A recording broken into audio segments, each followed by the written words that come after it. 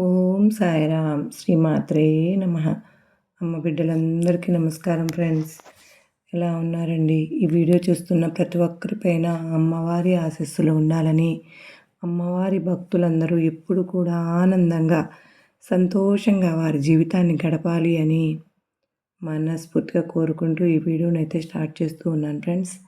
ఈరోజు వీడియోలో అమ్మవారు మరొక చక్కని సందేశాన్ని అయితే తన బిడ్డలకు అందించబోతూ ఉన్నారండి. ఈ సందేశంలో అమ్మవారు తన బిడ్డలతో ఈ విధంగా చెప్తూ ఉన్నారు. తల్లి, నువ్వు ఇప్పుడు ఒంటరితనాన్ని అనుభవిస్తూ ఉన్నావు కదా బిడ్డ, నా మాట వినమ్మా. నా మాట విన్న తర్వాత ఇది నీ జీవితానికి గొప్ప ప్రారంభం అవుతుంది అని అమ్మవారు అయితే అంటూ ఉన్నారండి. ఎన్నో కష్టాలు, బాధలు అనుభవిస్తున్నటువంటి ప్రతి ఒక్కరం కూడా మన చుట్టూ ఏదైనా ఉన్నా సరే నేనున్నాను అనుకుంటూ, ఎందుకంటే మన ఆలోచనలు అలా ఉంటాయి. ఎవరు కూడా మనకు సపోర్ట్ చేసే బిడ్డల కష్టాలన్నీ కూడా ఈరోజు తన సమయంలో ఆస్తుల వర్షాన్ని గురించి కానీ అమ్మవారు అలాంటి బిడ్డలందరికీ కూడా ఈరోజు అమ్మవారు ఈ సందేశాన్ని అందిస్తూ ఉన్నారు. ఆ బిడ్డలందరితో అమ్మవారు చెప్తూ ఉన్నారు, మీకు ఎవరు ఉన్నా లేకపోయినా సరే తల్లి, నీ ప్రతి ఒక్క అడుగులో నేను అడుగు వేస్తాను. ఈ ప్రతి ఒక్క సందర్భంలో నేను నీకు తోడుగా ఉంటానమ్మా. అటువంటప్పుడు నువ్వు ఒంటరివి ఎలా అవుతావు?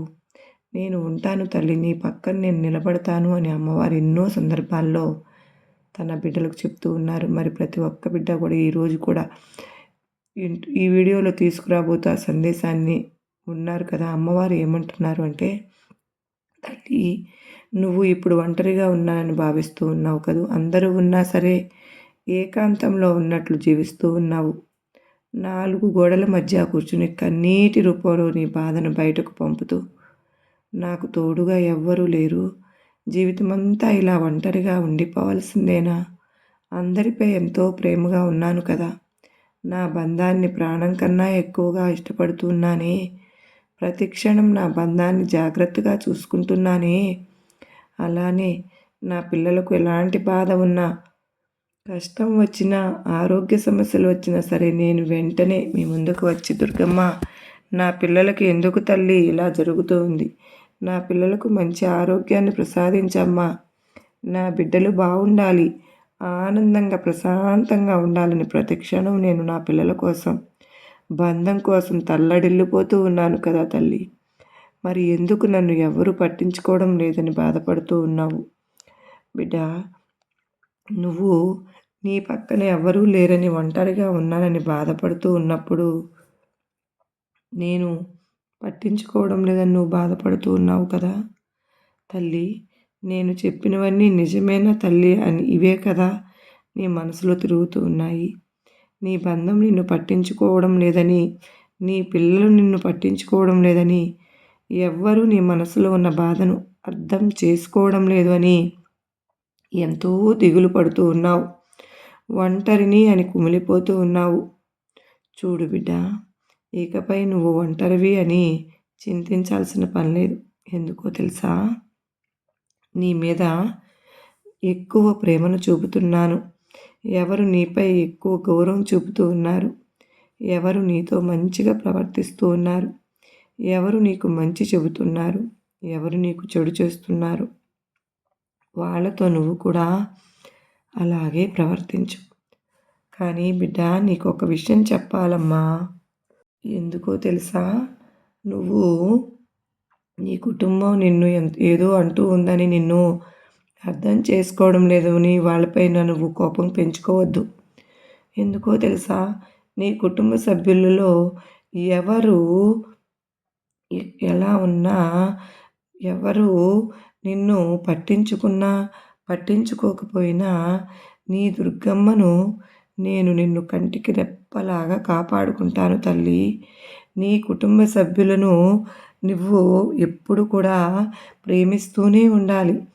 అలాగే నీ బిడ్డలను నువ్వు ఎప్పుడు కూడా అపార్థం చేసుకోవద్దు. ఎవరు ఏదైనా అన్నా కూడా నువ్వు బాగుండాలనే ఉద్దేశంతోనే అంటారు. వాళ్ళు నిన్ను అర్థం చేసుకుని మాట్లాడినా, అర్థం చేసుకోక మాట్లాడినా వాళ్ళు నీ మంచి కోరుతారు తల్లి. అందుకే కొంచెం కటువుగా మాట్లాడతారు. చూడమ్మా, ఎవ్వరూ లేని వాళ్ళకే తెలుస్తుంది మనుషుల విలువ, కుటుంబం విలువ అర్థమవుతుందా బిడ్డా? వాళ్ళు కొద్ది రోజులు నీతో మాట్లాడకపోతే ఆ రోజు నువ్వే చింతిస్తావమ్మా. ఎంతో దిగులుగా కూర్చుంటావు. అప్పుడు నువ్వు నిజమైన ఒంటరివైపోతావు. అలాంటి పరిస్థితి నీ కుటుంబంలో ఎప్పుడు కూడా తెచ్చుకోవద్దు. కుటుంబంలో మనుషులు ప్రేమానురాగాలతో, ఆప్యాయతలతో ఉండాలి తల్లి. నిన్ను ఎవరైనా కోప్పడినా, నిన్ను బాధ పెట్టినా ఆ స్వతంత్రత నీ కుటుంబ సభ్యులకు మాత్రమే ఉంటుంది. అదేవిధంగా నువ్వు కూడా నీ కుటుంబ సభ్యులపై నీకున్నటువంటి అభిప్రాయాన్ని యథేచ్ఛగా చెప్పవచ్చు. అంతేకాని మాట పట్టింపులకు బంధాలను దూరం చేసుకోకూడదమ్మా. చూడు తల్లి, నీకు ఒక విషయం చెప్తాను, ఎప్పటికీ గుర్తుపెట్టుకో. కుటుంబంలో ఒకరు ఎంత వారిస్తున్నా అర్థం చేసుకోకుండా వాదనకు దిగితే మరొకరు వారి మనసును అర్థం చేసుకుని వాదన తగ్గించాలి. ఒక మెట్టు తగ్గాలి. అప్పుడే బంధాలు నిలబడతాయి. ఇది జీవితంలో ఎప్పుడూ మరచిపోవద్దు. చూడు బిడ్డ, ఈ రోజుల్లో ఈ సమాజంలో మన మంచి కోరుకునే వాళ్ళు చాలా తక్కువగా ఉంటారమ్మా. అలాంటి వారిని ఎప్పటికీ దూరం చేసుకోవద్దు. మనవాళ్లే కదా, మన మంచి కోసమే కదా, మన మంచి కోరుకునే వాళ్ళే కదా. ఒక మాట అంటే పోయేదేముంది అని అర్థమవుతుందా? ఇక ఎప్పుడు కూడా కుటుంబ సభ్యులపైన అలగవద్దు. నీకేదైనా సమస్య వచ్చిందనుకో, నీకు ఎలాంటి ఇబ్బంది కలిగినా సరే ఈ దుర్గమ్మకు చెప్పమ్మా, నేను నీకంతా మంచి చేస్తాను. నువ్వేమిటో నీ కుటుంబానికి అర్థమయ్యేలాగా నేను చేస్తాను. అంతేకాని బంధాలను దూరం చేసుకోవద్దు. తల్లి చూడమ్మా, ఎవరు ఎక్కడ ఎలా ఉండాలో ఎదుటివారే మనకు నేర్పుతారు. అందరితో మంచిగా ఉండడం మన చేతగానితనమే అవుతుంది తల్లి. నువ్వు మెలకువగా చక్కగా అందరితోనూ కలిసిమెలిసిపోయి ఉండాలి. అందరితో కలిసి ఉండడం వల్ల నీకు చేతమవుతుంది. ప్రతిసారి మోసం చేసేవారికి మళ్ళీ మళ్ళీ అవకాశాలు అనేవి ఇవ్వకూడదు. జాగ్రత్త పడాలి. పక్కవారు ఏది చెప్పినా 1కి 10 సార్లు ఆలోచించి నీ సొంత నిర్ణయం నువ్వు తీసుకోవాలి. నీకు ఏదైతే మంచి జరుగుతుందో, నీ కుటుంబానికి ఏది చేస్తే మంచి జరుగుతుందో ఆ నిర్ణయాలే తీసుకోవాలి. కనుక తల్లి, వారు చేసినట్టే నువ్వు చేస్తే జీవితంలో ఎలాంటి సమస్యలు ఉండవమ్మా. ముళ్ళును ముళ్ళుతోనే తీయాలి, అలాగే వజ్రాన్ని వజ్రంతోనే కోయాలి. కనుక తల్లి, ఇక నుండి అయినా నీకు ఎవ్వరూ లేరు అనే భావనను నీ మనసు నుంచి తొలగించి నీ మనసును ప్రశాంతంగా ఉంచుకునేందుకు ప్రయత్నించు. నీపై అరిచేవారు అందరూ నీకు శత్రువులు కారు తల్లి. నీ మంచి కోసమే వాళ్ళు ఉన్నారు. నీ కుటుంబాన్ని ఎప్పుడు నువ్వు దూరం చేసుకోవద్దు. నీ కుటుంబాన్ని ఒంటరిగా వదలవద్దు. ఇకపై ఎప్పుడు కూడా నీ మనసులోకి రానివ్వవద్దు అలాంటి ఆలోచనలు. ఎటువంటి సందర్భంలోనైనా, ఎటువంటి సమస్యలోనైనా నీతో నడవడానికి నీ తల్లి సిద్ధంగా ఉన్నాను. బిడ్డ, ఎవరి కోసమే నువ్వు ఈ భూమిపై అడుగు పెట్టలేదమ్మా. కేవలం నీకు ఎంతో అదృష్టం ఉంది కనుకనే నువ్వు ఈ మానవ జన్మ ఎత్తావు. ఈ జన్మ అందరికీ దక్కదు తల్లి. ఎంతో అదృష్టం ఉంటేనే వస్తుంది. కనుక అద్భుతమైన ఈ జీవితాన్ని లేనిపోని దుఃఖాలతోటి గడిపివేయకుండా కేవలం నీ సంతోషం కోసం, నీ పిల్లల సంతోషం కోసం మంచిగా జీవించు. నీ కుటుంబం కోసం జీవించు. అలాగే తల్లి, నీ వరకు ఏదైనా కష్టం వస్తే మాత్రం అది ఎంతవరకు దూరంగా ఉంచాలో అంత దూరం ఉంచే ప్రయత్నం చెయ్యి. అప్పుడే నువ్వు ఈ జీవితంలో ముందుకు వెళ్ళగలుగుతావు. తల్లి, నీ కలలన్నీ నిజమవ్వాలని ఎంతో ప్రయత్నిస్తూ ఉన్నావు కదా. సరే, అన్నీ నెరవేరుతాయి. అలాంటప్పుడు నీ మనసంతా గందరగోళంగా, జీవితాన్ని కోల్పోయినట్లుగా, ఒంటరిగా ఉన్నట్లు ఎందుకు అనుకుంటున్నావు చెప్పు? అలా ఎప్పుడైనా అనిపిస్తే మాత్రం నువ్వు ఈ ఒక్క విషయాన్ని గుర్తుపెట్టుకో. తల్లి, నువ్వు ఈ భూమిపై అడుగు పెట్టేటప్పుడు ఒంటరిగానే వచ్చావమ్మా. కనుకనే ఎప్పుడు కూడా ఒకరిపై ఆధారపడవద్దు. నీ కాళ్ళపై నువ్వు నిలబడు. నీకు తోడుగా అండగా నేను ఉన్నాను కదా. జీవితంలో ఎంతోమంది నాటకాలు కూడా వేస్తూ ఉంటారమ్మా. అవన్నీ నిజాలే అని అనుకుని మోసపోవద్దు. అలా మోసపోయి నీతో పాటు నీ కుటుంబాన్ని కూడా బాధ పెట్టవద్దు. తల్లి, ఇటుకనైనా కళ్ళు తెరువమ్మా. నీ సంతోషం నువ్వు వెతుక్కో, తరువాతే ఎవరైనా అని గుర్తుపెట్టుకో. ఇక ఎప్పుడు కూడా నువ్వు ఒంటరివే అని మాత్రం అనుకోవద్దు. ఆ ఆలోచన ముందు తీసివేయి. నేను ఒంటరిగా ఉన్నా సరే ఆనందంగా జీవించగలను అని కొత్త జీవితాన్ని ప్రారంభించు. వీలైనంత వరకు దైవ సేవ చేసుకుంటూ ఉండమ్మా. నీకంతా శుభమే జరుగుతుంది. బిడ్డ, నీకు ఎప్పుడు ఏమి కావాలో నాకు తెలుసు కదా తల్లి. అవన్నీ ఆ సమయానికి నేను నీకు ఇచ్చి తీరుతాను. ఇక దేని గురించి ఆలోచించకుండా ధైర్యంగా ఉండు అని అమ్మవారు అంటూ ఉన్నారు కదా ఫ్రెండ్స్. ఈ విధంగా ఈరోజు అమ్మవారు తన బిడ్డలకు తన చక్కటి సందేశాన్ని అందించడం జరిగింది కదండి. ఈరోజు అమ్మవారు చెప్పినటువంటి ప్రతి మాట కూడా మన జీవితంలో ఎప్పుడు గుర్తుపెట్టుకోవాల్సినటువంటి విషయాలు.